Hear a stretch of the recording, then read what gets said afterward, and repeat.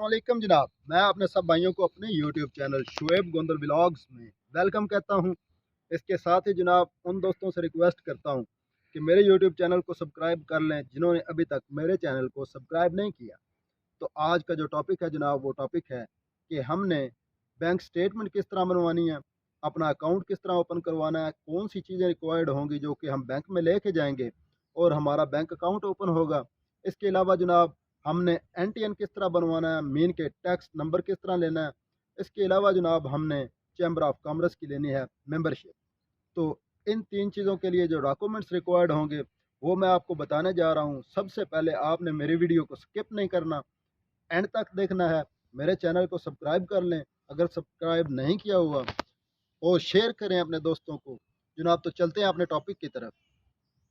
आपने सबसे पहले एक बैंक में जाना है अपना अकाउंट ओपन करवाने के लिए।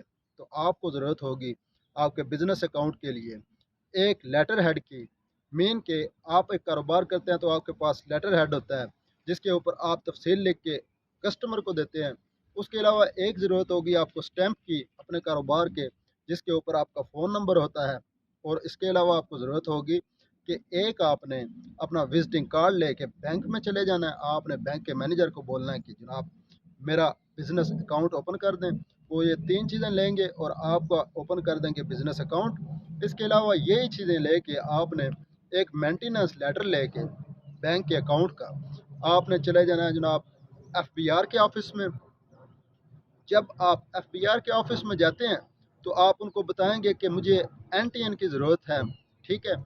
तो वो आपसे यही चीज़ें मांगेंगे, आपके स्टैम्प मांगेंगे, आपका लेटर हेड मांगेंगे, आपसे विजिटिंग कार्ड मांगेंगे, और आपके बैंक का जनाब जो होगा लेटर मेंटेनेंस आपके अकाउंट का, उसके ऊपर आपके मैनेजर की स्टैंप लगी होगी, उसके सिग्नेचर होंगे, वो मांगेंगे। ये तीन चीज़ें चार आप उनको देंगे तो वो आपसे कुछ थोड़ी सी फीस लेंगे, ठीक है, 2000 या 3000 रुपया वो आपसे चार्ज करेंगे।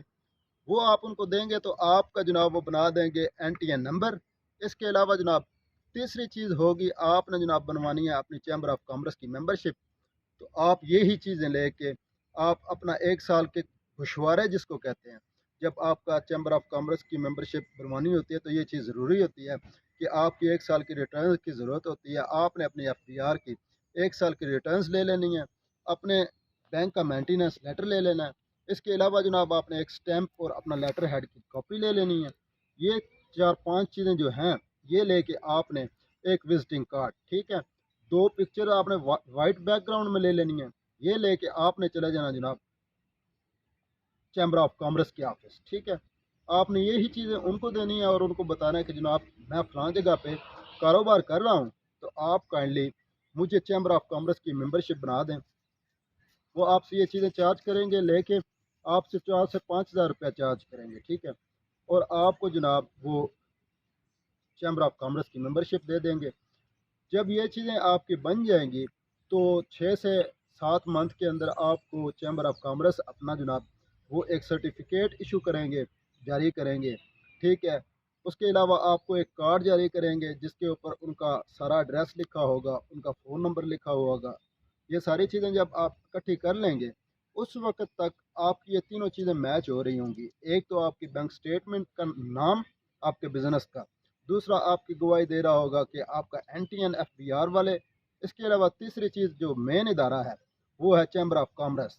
वो आपकी गवाही दे रहा होगा कि बंदा बिल्कुल हमारे कंट्री में बिज़नेस कर रहा है, क्योंकि आपका एक तो बैंक अकाउंट बिज़नेस के नाम पे शो हो रहा है।